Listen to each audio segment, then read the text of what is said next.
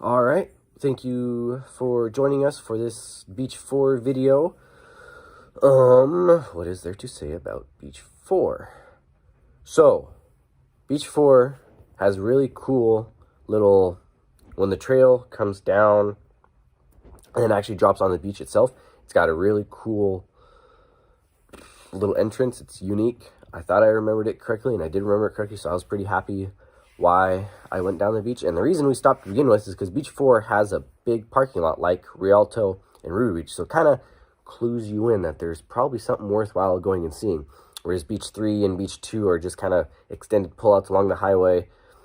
And then same with, actually no, Third Beach up by Rialto also has a parking lot, and that's got a good walking area. And I believe Second Beach also has a parking lot.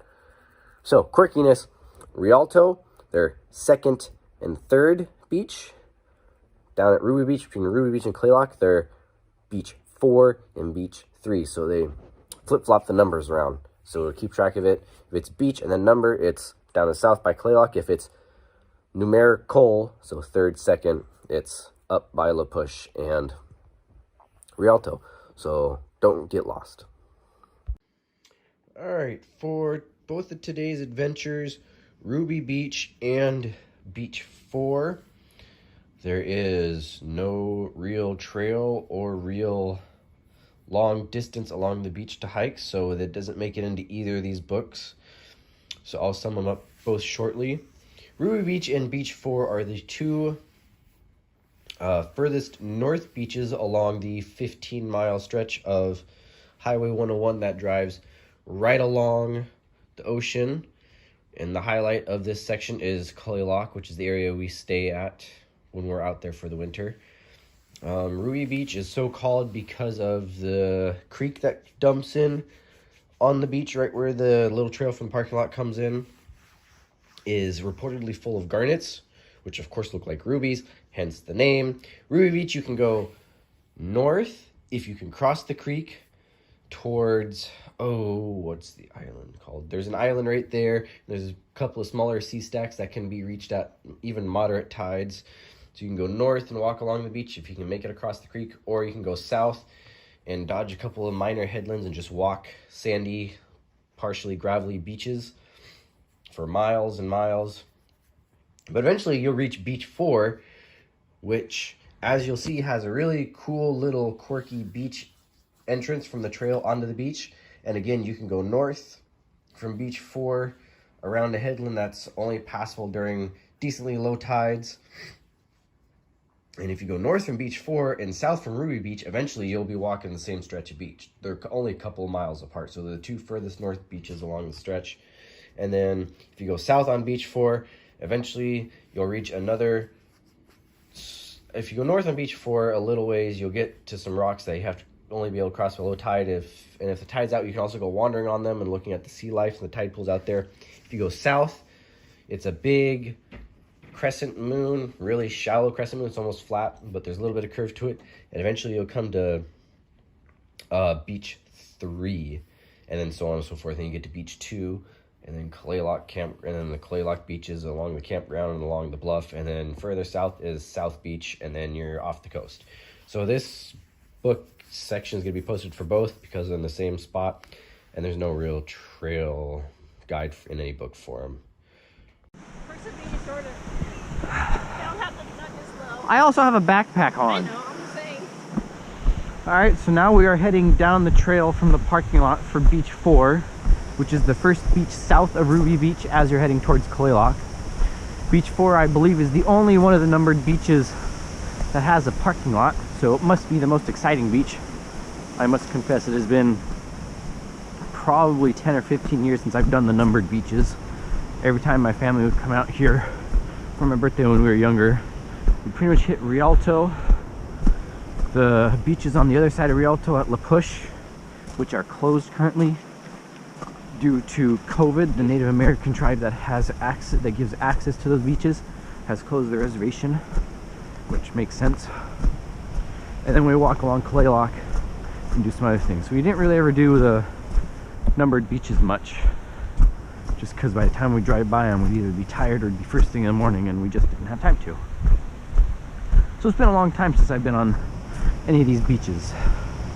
But if this one has a nice big parking lot for like 30 or 40 cars, it means there's probably something cool on the beach to see, some big rocks or something. So let's go find out. It also had an overlook, let you see part of the beach. Oh yes, this is the one I am thinking of. This is the one I was thinking of.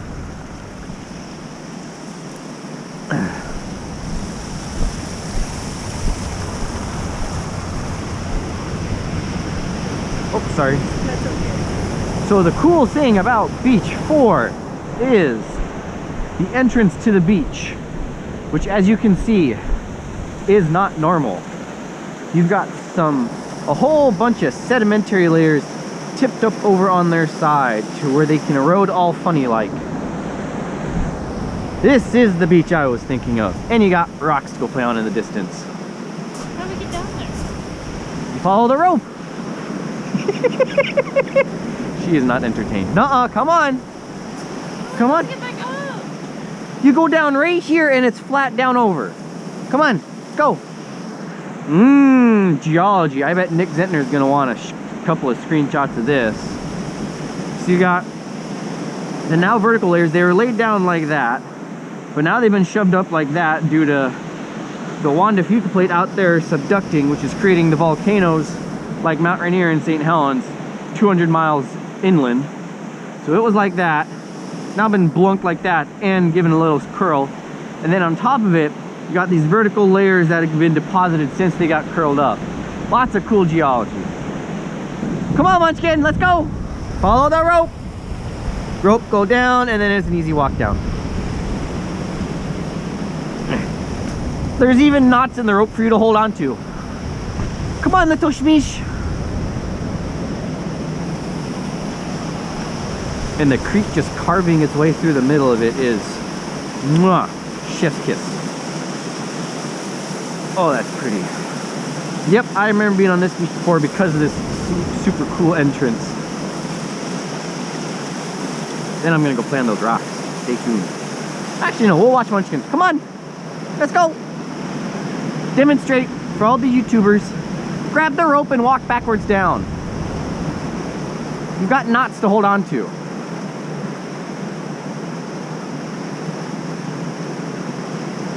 You're gonna spin around. Oh, okay. She's quite the stubborn Munchkin. Nope, she's gonna do it that way. Which is fine, I'm pretty sure that's how my mother did it too. Jump! Jump! Woo! Oh, she survived. Oh, she survived. Oh, goodness. Geology in action. I definitely think I can bait Nick Zentner to come out here and check this out in the summer. Crazy Eocene. There, I even threw it in his trademark for right now. But here, let's go look at it from the beach side. Look at all of that cool angling. Oh, that's pretty. You know what? I bet these are rhythmites from underwater landslides, and that's why they're laid down in layers like that. I'm sure I'll be told off by someone who actually knows what they're talking about. Since, you know, I just have a general geology degree and didn't go get a master's degree and specialize in anything. But that's my assumption, is these are probably either tidal deposits or they're rhythmites from underwater landslides. I believe that's what they're called, rhythmites. But it extends, it gets reburied back in there. This is the cool spot, and then it continues on over, and then we're gonna go play on those rocks with a wild Munchkin. You want me to for scale? Yeah, that works. Munchkin for scale. She's approximately 5'5", 5'5", plus bun. That's the cool stuff. Yep, I definitely remember this. Uh-oh, wild creek crossing. But you can see how these might be able to form originally. You get the different bedded layers from each high tide dumping more and more sediment, and it's allowed to pile up. Eventually it'll get compacted and squished over. Yes, this is gravel and those appear to be silt, but same idea.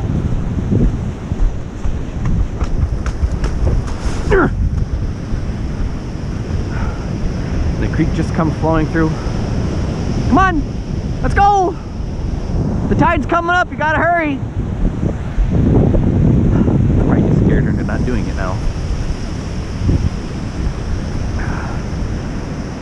I might make Beach 4 its own separate video, because we still gotta go play on the rocks, and people don't generally like 15-20 minute long talkie videos. But anyway, let's go play on the rocks. Alright, I'm at the rocks. Don't think I'll be able to make it. Ooh, I might be able to crawl right there and go. But I don't think I'll be able to get on the big rocks, so I'm gonna go clamber on these rocks, see if I can't find anything cool in some tide pools. But for reference to where we are in relation to Ruby Beach, that first point there with the little notched rock, you can see that in the other video after we go around the other point. The wind's picking up so much, I'm gonna go hide somewhere while I go climb along.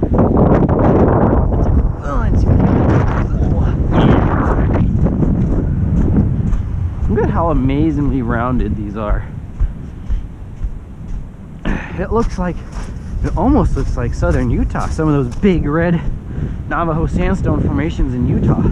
Except for, you know, instead of being in a place that gets, oh, look at that. I wonder if that's an old fault line or something with how heavily that's eroded in. Because even the rock changes color. That's cool. I'm gonna take a picture of that. Click, click. We're gonna head further out that way. There's a little tide pool there. We're gonna continue this direction. Salty air is getting to my sinuses finally after 3 days. There's a whole bunch of mussels and sea anemones and stuff out there. Oh, this is completely different. Gone to a gray sand versus that buff red sand down here. And again, it's now completely vertical. Originally made like that and either got tilted like that or like that. And then this buff massive layer got laid on top of it. All this black stuff is some sort of seaweed lichen thing, and it's slippery as shnikes, so I gotta be careful. Really don't want to bust an ankle where I'm sitting. Oh, this is a pretty spot. Sandpipers hanging on the rocks.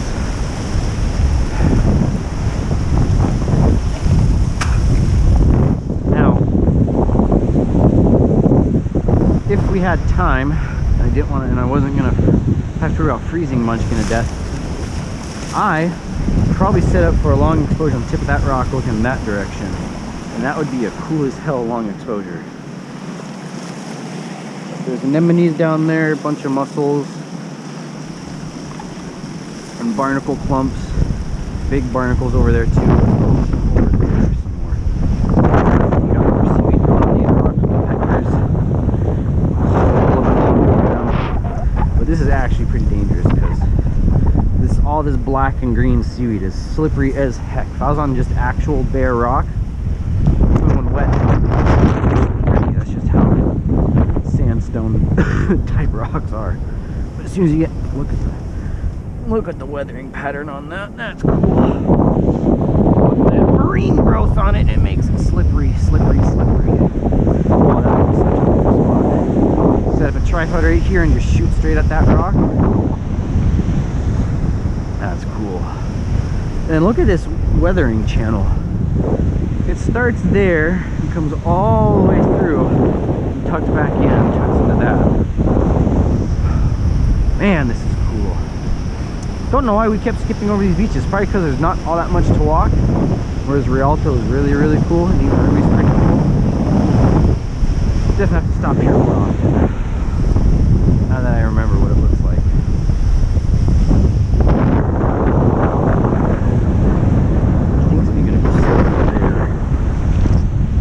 Thinks. We go slow, steady, because rubber boots do not give you any grip on this. Yuck. Let's see if I can find a couple of sea anemones or something. A whole bunch of barnacles, which give the illusion of grip, but they crumble. Thick mat of seaweed in here. some sort. Could find a crab or two in here if the seagulls haven't plucked them all out already. Let's see if we can get up this. I still have a bum knee from falling on the ice a couple weeks ago, and that hurts really bad. I bet I broke something in there. It hurts. And then, oh, this is a little steeper than I was hoping. I want to scramble up onto that and look out that direction. Might even take a short, long exposure from up here. It's too good to not to.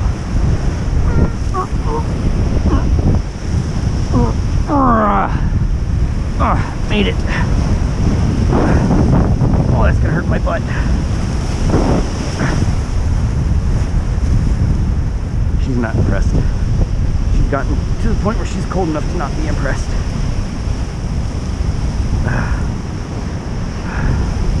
This is how you feel the power of the ocean. Sitting on some rocks, watching the waves come crashing below you. I think I'm gonna run a short, long exposure.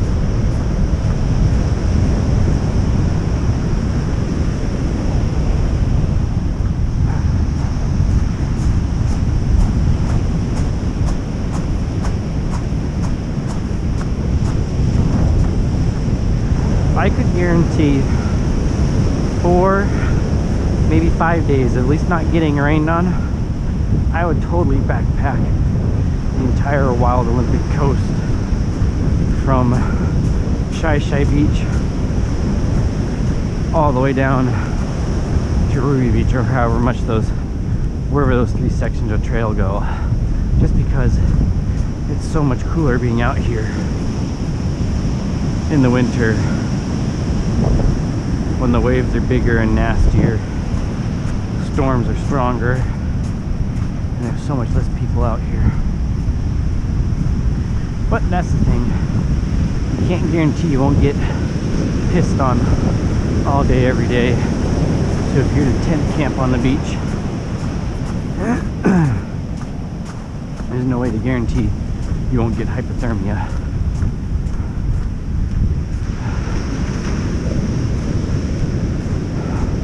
But I mean, score that. But I mean, it's just so much more wild and desolate out here. The birds get closer. It's just so amazing out here. And I'm not saying this is for everybody, because it's not. It's a grand total of 45 degrees with a solid 10 to 15 mile an hour wind pushing along. So it's gonna be cold and you're gonna be wet. It's not built for everybody, but for people who are wired funny like me, it's a seriously enjoyable time to be out on the beach. And you get the super cool geology and a big landslide deposit.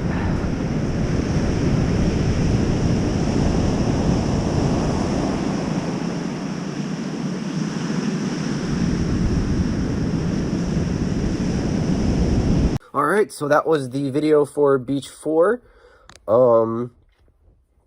If the long exposure, if there's a long, no talky part at the end, then you obviously saw me sitting on the rocks I was climbing on. I took a long exposure.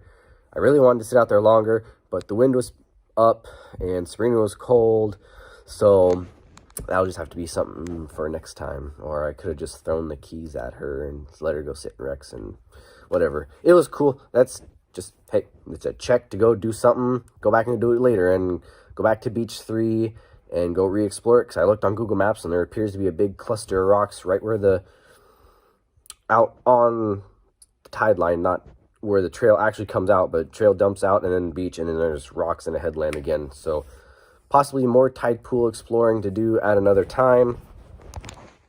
So yeah, could probably make it 2 days, but I haven't been on those beaches in a long time because, like I said, family would usually go Rialto, Ruby, and then Ho Rainforest, and if we had time, we'd hang out on the Claylock Beach for a little bit if the tides were right.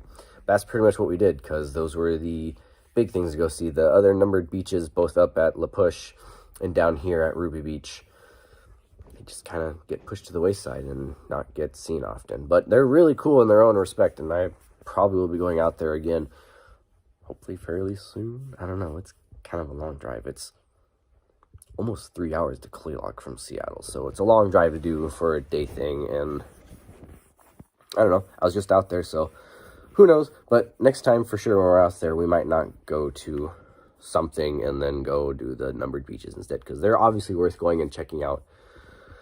But yeah, thanks for joining us on all these videos for our anniversary weekend, all dozen plus of them. Oops. Go leave likes and comments on the videos, please. It helps with the YouTube algorithm. It'll help grow the page. So I don't know. I like making them. It's entertaining for me to make them. Thank you for joining us, and see you next time. Ciao.